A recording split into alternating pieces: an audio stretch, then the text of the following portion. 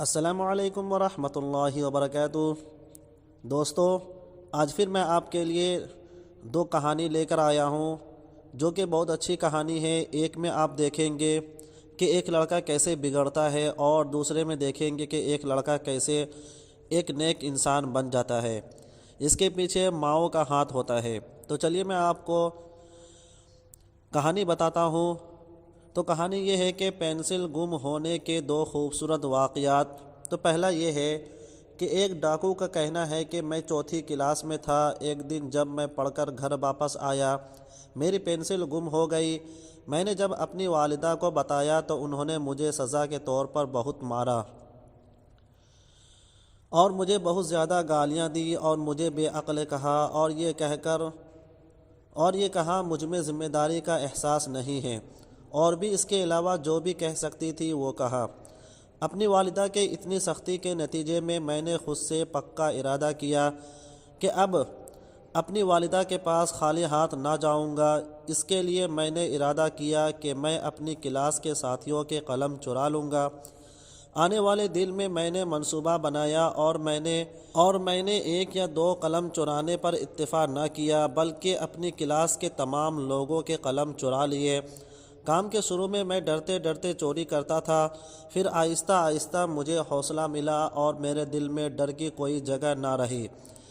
ایک ماہ گزرنے کے بعد مجھے اس کام میں وہ لذت نہ رہی جو شروع میں تھا۔ پھر میں نے 7 والی کلاس میں جانے کا ارادہ کیا۔ ایک کلاس سے دوسری کلاس تک جاتے جاتے آخرکار میں اسکول کے پرنسپل کے کمرے تک چلا گیا۔ یہ سال عملی تجربہ لینے کا سال تھا۔ اس میں نے نظری اور عملی دونوں طرح سے چوری کرنے کا سیکھا۔ پھر اس کے بعد میں نے پیشہ بنا لیا اور میں ایک پیشہ ور ڈاکو بن گیا۔ تو دوستو، یہ تھی ایک کہانی۔ دوسری کہانی یہ ہے کہ ایک والدہ کا کہنا ہے، جب میرا بیٹا دوسری کلاس میں تھا، وہ جب مدرسے سے واپس آیا تو اپنی پینسل گم کر کے آیا۔ میں نے اس سے پوچھا، پھر آپ نے کس چیز کے ساتھ لکھا؟ اس نے کہا، میں نے اپنے کلاس والوں سے پینسل مانگی تو اس نے مجھے پینسل دیا۔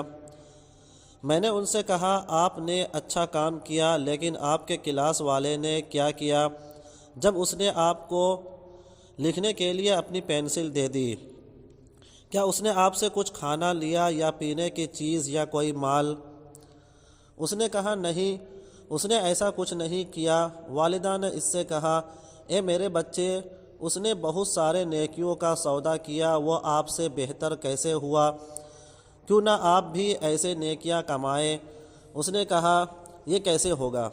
والدہ نے کہا، ان قریب ہم آپ کے لیے 2 قلم خریدیں گے۔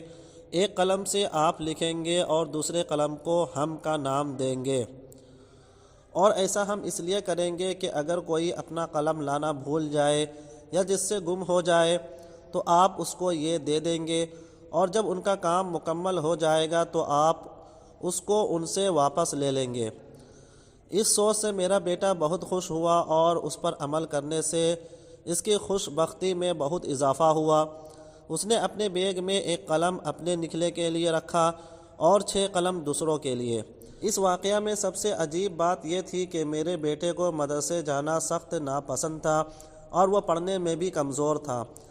پھر جب اس نے اس سوچ پر تجربہ کیا تو اسے مدرسے سے محبت ہو گئی، اور یہ اس وجہ سے ہوا کہ وہ کلاس کا تارا بن گیا۔ تو سب اساتذہ اسے پہچاننے لگے اور سارے کلاس والے مشکل میں اس کی تعریف کرتے۔ جس کسی کا قلم گم ہو جاتا وہ اس سے قلم لے لیتا، اور استاد کو جب پتہ چلتا کہ کوئی اس لیے نہیں لکھ رہا ہے کہ اس کے پاس قلم نہیں ہے تو استاد کہتے، کہاں ہے احتیاطی قلم رکھنے والا؟ نتیجتاً میرے بیٹے کو مدرسے سے محبت ہو گئی۔ وہ آہستہ آہستہ پڑھائی میں بھی اچھا ہو گیا، اور خوبصورت بات یہ ہے کہ آج وہ اپنی تعلیم مکمل کر چکا ہے۔ اس نے شادی کی ہے، اسے اللہ نے اولاد دی، لیکن وہ آج بھی نہیں بھولا، اور آج وہ ہمارے شہر کے سب سے بڑے ویلفیئر کا انچارج ہے۔ بہت اعلیٰ سبق ہے ماؤں کے لیے۔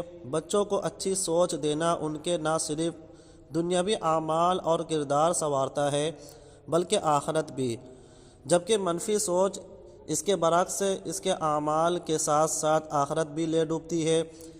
اسی لیے قوموں کے کردار اور اخلاق کو سنوارنے میں ماؤں کا بہت بڑا کردار ہے۔ نوعمری کا زمانہ کتنی اہمیت رکھتا ہے کہ زندگی کے بعض تجربات یا تو بچے کا رخ راہ راستے کی طرف کر دیتے ہیں، دوسری صورت میں وہ گمراہی کے راستوں پر چل پڑتا ہے۔ تو دوستو یہ ہے چھوٹی سی ویڈیو، اگر آپ کو ویڈیو پسند ہے تو آپ اسے لائک کریں اور میرے چینل کو سبسکرائب کریں اور اس ویڈیو کو اپنے دوستوں میں ضرور شیئر کریں۔ السلام علیکم ورحمۃ اللہ وبرکاتہ۔